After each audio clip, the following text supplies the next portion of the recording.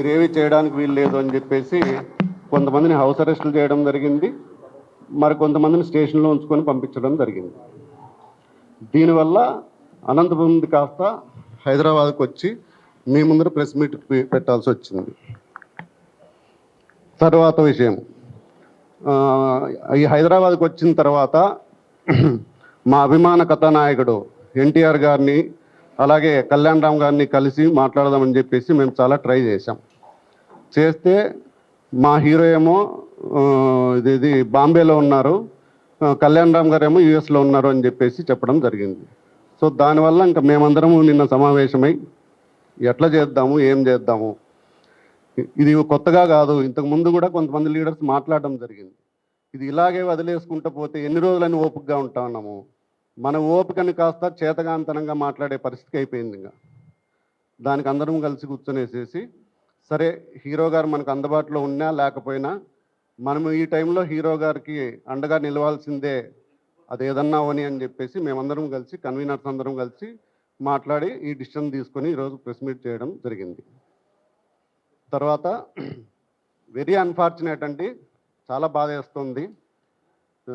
గత 5-6 రోజులుగా only south India కాదు, ఏపీ తెలంగాణ అని కాదు, విశ్వవ్యాప్తంగా ఉన్న మా నందమూరి అభిమానులందరూ, నందమూరి ఎన్టీ రామారావు గారి అభిమానులందరూ ఒకటే ఘోష, ఒకటే బాధ, ఒకటే వేదన, ఒకటే ఆవేదన. ఏమి అంటే మా తల్లి లాంటి మా నందమూరి తారక రామారావు గారి తల్లి, కీర్తిశేషులు మా అన్న హరికృష్ణ గారి సహధర్మచారిని, అలాగే మా అందరికీ తల్లితో సమానమైన శాలిని గారిని నోటికి ఏది వస్తే అది, ఎంతంటే అంత విర్రవీగి మనిషి అసలు సోయ తప్పి మాట్లాడడం జరిగింది. అసలు ఇలాంటి మాట్లాడడానికి గల కారణాలు ఏంటి? ఆవిడ ఏం తప్పు చేసింది? పోనీ మా హీరో గారు ఏం తప్పు చేశారు? ఎందుకు ఇలా మాట్లాడాల్సి వస్తుంది? సభ్య సమాజం తలదించుకునేలా నోటికి ఎంత వస్తే అంత వాగారు. ఇక్కడ మేము మాట్లాడుతుండేది కేవలం మా ఎన్టీఆర్ గారి తల్లిని మాట్లాడినారనే కాదు, ఏ స్త్రీమూర్తిని అలా మాట్లాడకూడదు, మాట్లాడడం తప్పు. అది ఎవరు మాట్లాడినా, ఏ పార్టీ వాళ్ళు మాట్లాడినా, ఏ అభిమాన సంఘాల వాళ్ళు మాట్లాడినా, ఎవరు మాట్లాడినా ఇది తప్పు. ఇందులో ఎక్కడ దీనికి వేరే ఇది లేదు. ఇలాంటి సంస్కృతి మనకు ఉండకూడదు. బట్ అన్ఫార్చునేట్ మనము ఇలాంటి సంస్కృతిలోనే బతకాల్సి వస్తుంది, ఇలాంటివే ప్రతిరోజు చూడాల్సి వస్తుంది, ఈ దీంట్లోనే మనం జర్నీ చేయాల్సి వస్తుంది. ఇవి సమాజానికి ఏమాత్రం శ్రేయస్కరం కాదు. ఇవి ఇంతటితో ఆపేస్తే మంచిది అని మా మనవి, మా అభిమానుల తరపున.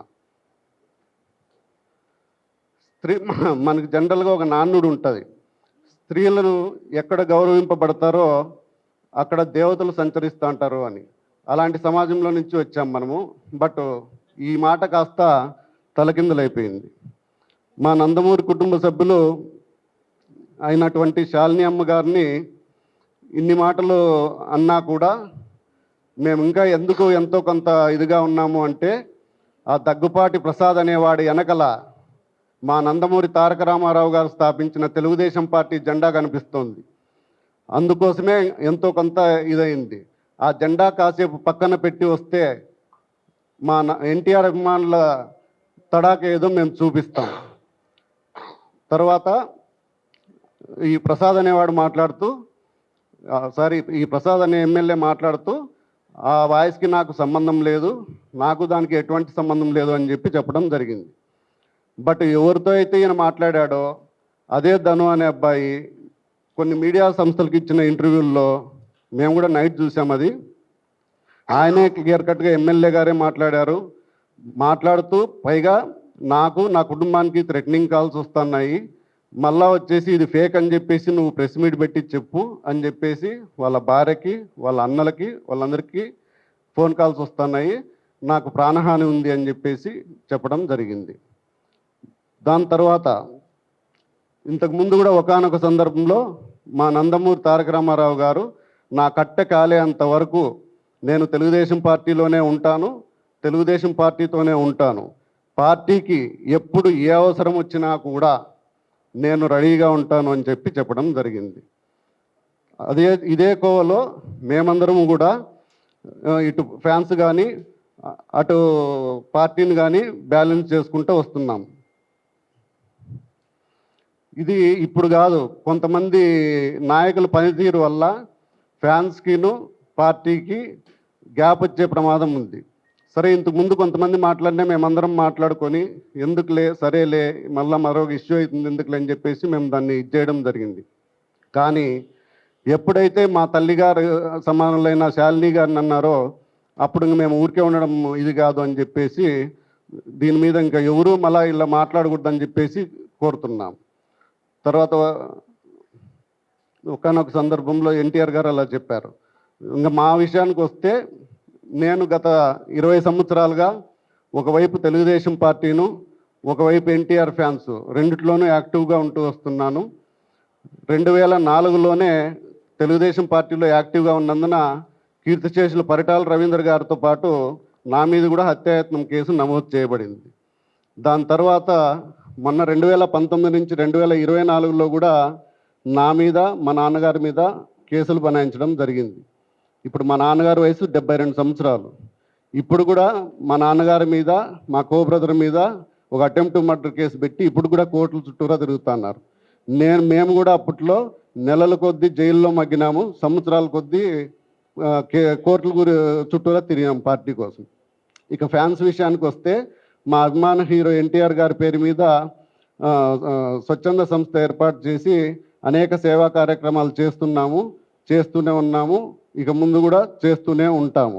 ఇక ఇప్పటికైనా సదరు దగ్గుపాటి ప్రసాద్ అనే పెద్ద మనిషి బుద్ధి తెచ్చుకొని చేసిన తప్పును ఒప్పుకొని బేషరతుగా అనంతపురం నడిబొడ్డున క్షమాపణ చెప్పాలని, అలా చెప్పని పక్షంలో రాష్ట్ర వ్యాప్తంగా కాదు ఆయన్ని ఇచ్చేస్తూ పార్టీ నుంచి సస్పెండ్ చేయాలని చెప్తూ, అలా చేయని పక్షంలో రాష్ట్ర వ్యాప్తంగానే కాదు దేశవ్యాప్తంగా ఉన్న యావత్ నందమూరి అభిమానులందరూ కూడా ఎన్టీ రామారావు గారి విగ్రహాల దగ్గర నిరసన కార్యక్రమము ఇవన్నీ రాస్తారోకోలు కూడా చేస్తాం రాబోయే రోజుల్లో.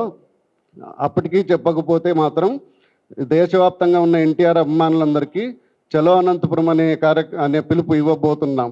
వేలాదిగా ఈ దీంట్లో నందమూరి ఎన్టీ రామారావు గారి అభిమానులందరూ పాల్గొని నీ ఇంటిని ముట్టడిస్తాం, నీ ఇంటి ముందు ధర్నా చేస్తాం, నువ్వు సారీ చెప్పేంత వరకు, నువ్వు బహిరంగంగా అనంతపురం నాటి బొడ్డున అభిమానులందరి సమక్షంలో సారీ చెప్పి నీ తప్పు ఒప్పుకునేంత వరకు మేము దీంట్లో ఎటువంటి రాజీ పడే ప్రసక్తే లేదని చెప్పేసి చెబుతున్నాం.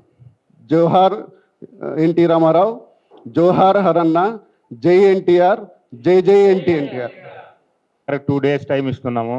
ఆయన బహిరంగ క్షమాపణ, అతను మాట్లాడిన వ్యక్తి అభిమానితో మాట్లాడిన పక్కన పెట్టుకుని క్షమాపణ చెప్పకపోతే అతను మాట్లాడిన మాటలు డీజే రూపంలో అనంతపూర్ మొత్తం ఒక 100 వెహికల్స్ అయినా అదే ప్లే చేసి అతను ఖచ్చితంగా క్షమాపణ చెప్పేందుకు తీసుకురావాలని మా ప్లానింగ్ కార్యాచరణ.